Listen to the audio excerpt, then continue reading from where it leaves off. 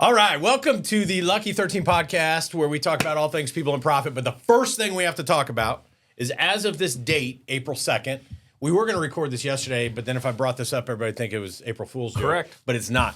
As of this date, everybody knows I'm a huge IU fan. IU does not have a basketball team. Well, not one player on the roster, put me in, coach. We'll win state. Well, little birdie told me that you still have a year of I do. I had a medical redshirt year, so I got 1 year left. And here, let's just call it what it is. If IU's looking for somebody you'll help and switch, I am ready. I'm ready right now. From the sideline, of course. No, from the bench. Put me on the floor. I can yell help and switch. Yeah. Well, the reality is I got more range in Montana. I can still shoot it. I can't guard my shadow, but I can shoot it still. Yeah, I could shoot it too, but the problem is I can't jump over a telephone book. Yeah, so if you take out the Smiths. yeah. No, Come on, that was a good one. That was a good one. I'll be here all day. But anyway, so we hope that that's going to get a little bit better, but I think it's kind of humorous. Twinsies. If you're not watching on the video, you don't know this, but we're wearing. So I gave Josh. He came, and we have a company called ServeHR, which is our licensing division, where we license all of our content to HR executives who are starting their own business. That's called ServeHR, and so he's wearing the vest there, and I'm wearing my True You. So we look good. Bringing sexy back. Yeah, trying to. So in our double XLs. Didn't need to add that part. Well, we fill them out. Cut we me look deep good there. We feel good. Okay, so last week, I walk into the office, and I go, we need a True You jingle. We need a True You jingle. What? You know what? You're right. You do. Yeah. I think I was listening to like some commercial in the car or something that had a jingle, and I said, we need a True You jingle. So our CMO turns right around, pulls up ChatGPT, and says, write me a song about True You using content from TrueYou.com in a John Mellencamp genre. And literally within 30 seconds, we had a song. We had the lyrics, and then it said, do you want me to produce the music for it? And so then it gave us all the chord progressions, what instruments to use, the whole thing. And then it asked us, would you like us to record this? And you send said it to you. And we said yes. Okay. So next week we will have a True You jingle. But it got me thinking. Lucky 13. We need one for Lucky 13. Well, I think, first of all, we're going to need way more cowbell. Second, I think instead of using ChatGPT, we should use my new tool called ChatJPT, which turns everything into an analogy. And so it's just going to be nothing but analogy jingle, and you got to figure out what the hell we're talking about. I think that'd be hilarious. So you need, can you do this? Seriously. I'll see what happens. All right. I need you to spend 30 minutes, pull out that Remarkable that you got. Got it. And I need you to write down all of your 50 analogies. All right, let's see what happens. And then load it in. And then we can load it into ChatGPT. Have you ever seen the Jimmy Fallon thing where he did it for the NCAA? I'm over 50. I go to bed at 9. Never mind. Forget it. Go ahead, though. Anyway, what's he do? I want to hear it. Well, it's like a little jingle he did it about all the teams that are in the with the Boilermaker thing. The Boilermaker yes. thing. That thing, see, our jingle could be something I think we could do that. All of your analogies. And we could throw our kids' names in there. We could. I like it. I need like 50 analogies. We'll pump them in there. I found something to do at 9-year-old soccer. Yeah. It's going to sound a bit like, have you ever heard the song We Didn't Start the Fire by Billy Joel? Yeah. I love it. There it is. I like it. It's going to kind of be like that. Look at you. Can we go karaoke? Can we cut right now and just go karaoke? No, there isn't a karaoke bar open at 9:30 in the morning. Somewhere maybe, but not in this. Shameful. Something wrong in this world. Okay. Another thing we wanted to talk about. We had a guest on a few episodes ago, Ben Carnes. Remind everybody who Ben Carnes is. So Ben was a longtime coach at Westfield, Westfielder through and through, and had this epiphany that we're training bodies, we're training athletes, but we're not training the mind. And so he started this program called the Mental Training Program. And he sat in here and went through that with us, and he's had great success, spoke at all the Glacier clinics.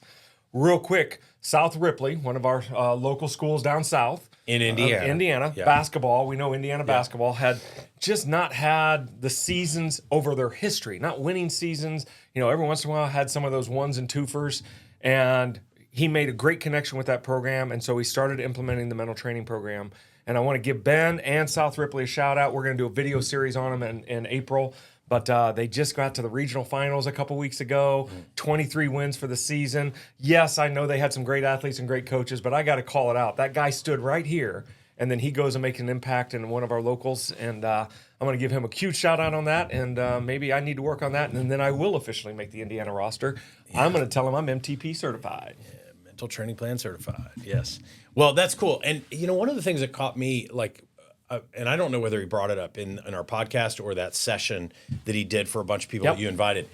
How, Westfield is a big high school here in Indiana, if you're not familiar with them, but they haven't always been big, right? And they were kind of god awful in football for a bunch of years, and then they started teaching the mental game, and they started doing a lot of more weight training before it was a thing in high school, and a couple other things, and then all of a sudden they are one of the biggest powerhouses in the state. Yeah, we've gone four state finals in 10 years, won 8 sectionals.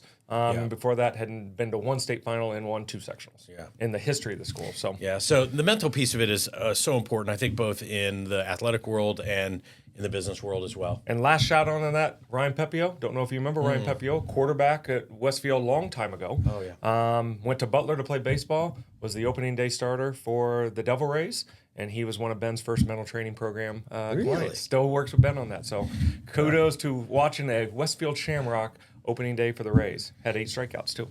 Okay, so I want to share this with you, too. I've been cleaning out my dad's house. My mom passed away in December.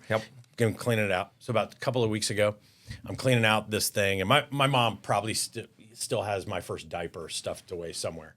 I don't know what to say about that. I don't either. They were savers. Let's just put it that way. Cotton. So I find this notebook or this thing of sports statistics from when Jackson played for 1 year on a travel baseball team. Okay, and I'm looking at the statistics, and he and another guy were the top 2 in batting average. This is like 9U, something like that. Okay. The other guy is Sam Bachman, who plays for the Angels. Of course, yeah. And I'm like, Jack, you were on your way. You were pacing with Sam. He's a pitcher now, so maybe that says something about his ability to hit. Yeah. But I thought that was kind of cool. Fun. All right, let's dive into something that actually has to do with business and profit and people and all that. This is a fun sound. Okay. Just random things. Go ahead. This is what we're working on. Yeah. Okay. So for those of you who don't know, if you've been listening to our podcast, you know this. Joshua. I like it. Joshua is a if you will, is a certified EOS implementer. EOS stands for Entrepreneurial Operating System, and it's a great model. Lots and lots of companies worldwide are running on this system. Almost 300,000 now. 300,000. That's crazy. So one of the things that they talk about in the EOS system is issues. And our last an episode a few ago when we talked about accountability and things like that dealt with issues. So my question to you, we run our 3 companies on EOS as well. But one of my questions to you is let's name off a couple of things that are always showing up on people's issues list. Yeah, you work with all the different companies you work with. If I can lead into 3 things, I always call it people, profit, process, or the 3 things I run into the most. And I'm going to kind of break that down and simplify it a little bit more. As I look at the issues I'm running into today, I'm going to add a 4th P on there, which is predict.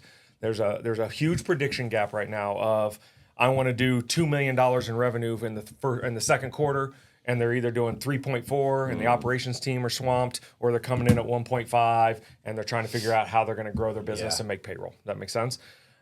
All of that that's a symptom that I'm seeing, in all fairness. There's a bigger cause to that. And so if I could think about, and I just had a company had 129 issues on their board, which was incredible. We unpacked, repacked. That was an incredible day. It really was. If they only have 129 people, then I'm going to know where those issues come. Yeah. Oh no. And every person has an issue. Yeah. Everybody. You got an issue. It was like Oprah.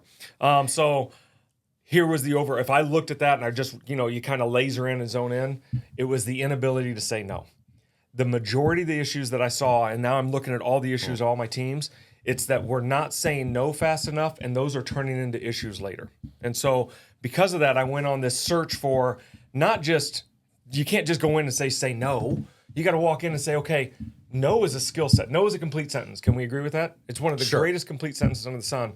But to be able to say it in the right circumstances, people don't know how to practice that. And so we're soft shoeing and tiptoeing in. I used to do that interpretive dance thing. So I started researching. So I brought with us today circumstances that we should be saying no in, and then how would we say no? Because it is actually a learned skill so that you don't walk away feeling guilt, shame blanket, or I always find my best salespeople can't say no. They end up saying yes. And then they end up on my issue board in our sessions. When I was looking at the list, though, I'm just shocked that a circumstance you can't say no to is your wife.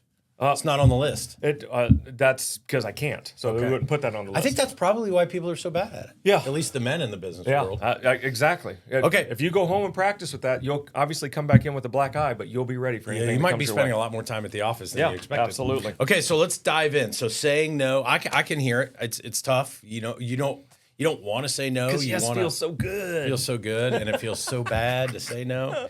So let's dive in. So what are some of the circumstances where people have tough time Let's take saying you no? through the first one, and then we'll play this back and forth. So access the request. What I mean by that is the request when you say yes is that when somebody requests you to do something, it's got to align to what you have going on in the business and the capacity. What I find a lot of time is they say yes to things that fit what they want to do, but they don't have the capacity for it, and then they overwhelm somebody else. Does that make sense to you? Yeah. So the access to, can I get access? We talked about this the other day. Do you have a 5 minutes? Do you have 10 minutes? Or setting meetings on your calendar? That's one of the things I'm seeing that we're setting meetings on the calendar. We got to say no to faster. Helpful.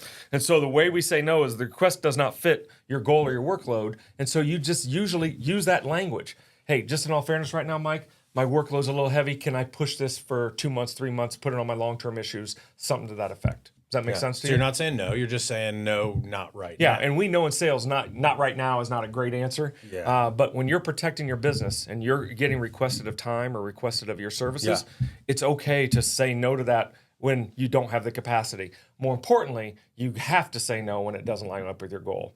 If I was to give you if it doesn't line up with your goal, that's an instant no, and you should just say that doesn't fit where my direction is right now. If it doesn't line up with capacity, you know what? I really want to work with you. My time's a little bit limited right now.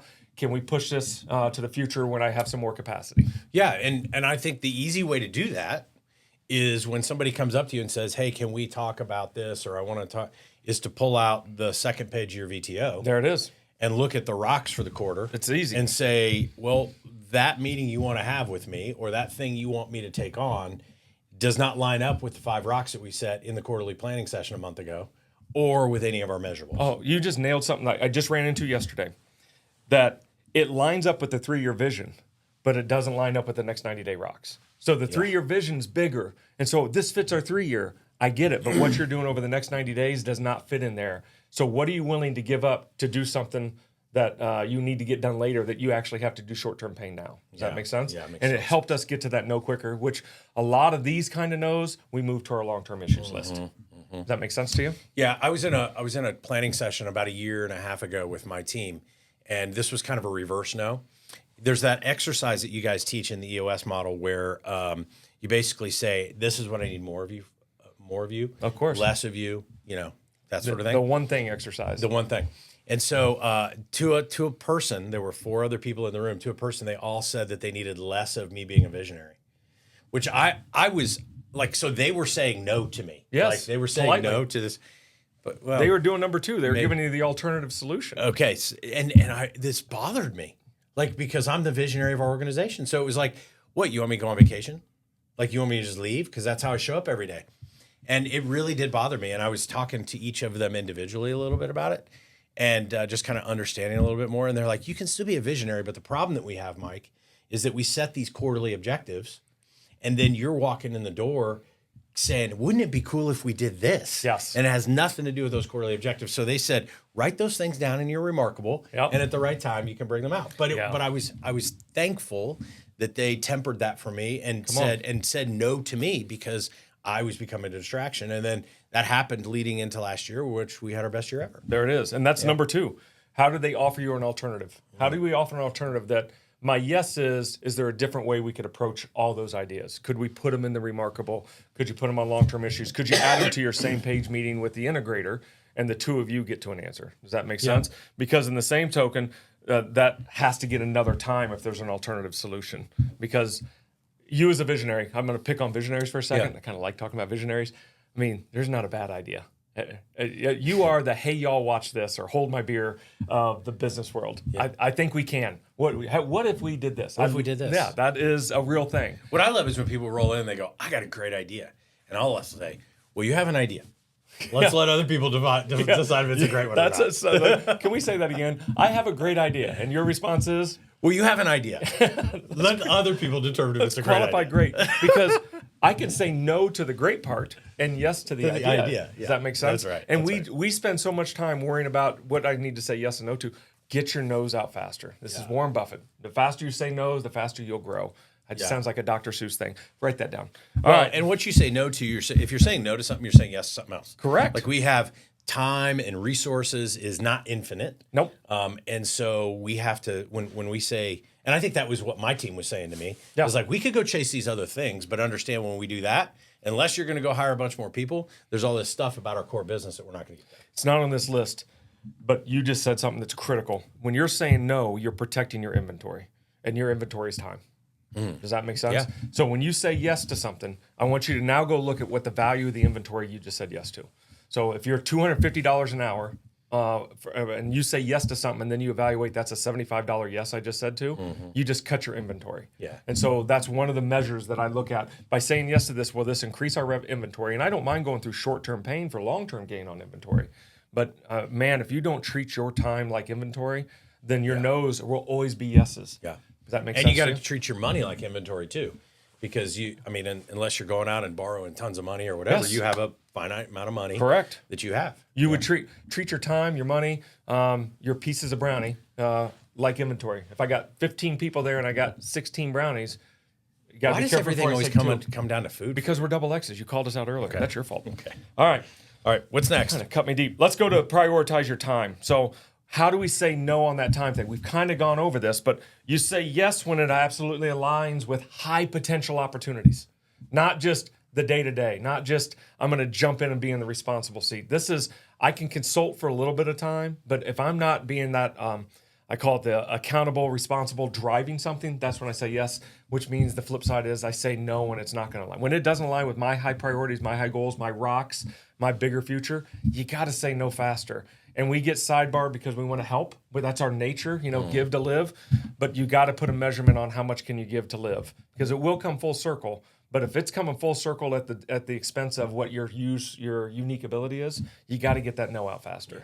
Yeah, I would agree with that, and I think it also comes down to, there are just certain things too that you're not good at. Yeah, good, right? my gracious. And it might take me like double the amount of time that Correct. it might take you, and we also have to take that into consideration too. So let's talk about how we respond with those, though.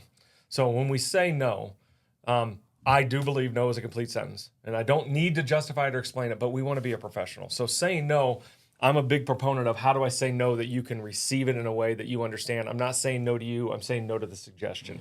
I'm not saying no to you as a person or your ego or who you are. I'm actually saying no to the offer of time or whatever you want me to purchase. Does that make sense? So we got to really work on that side. And so I'm a big fan of, I like writing it before I say no, and I know it's a hard no. I write it, or I'll put a personal note, but when I really have to have that hard no, I want it not via text, not via email. I want to be at face-to-face, phone.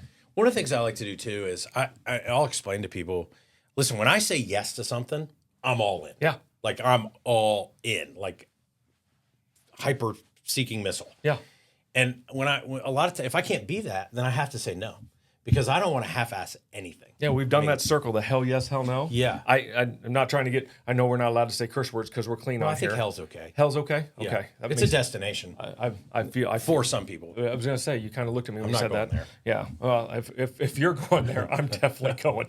I'll see you in line. You probably have a fast pass. All right. So, how about that? I'm teasing. You got Disney on the mind or something. So, when you think about that hell yes, hell no, that is so important that it's got to be that hell yes. Yeah.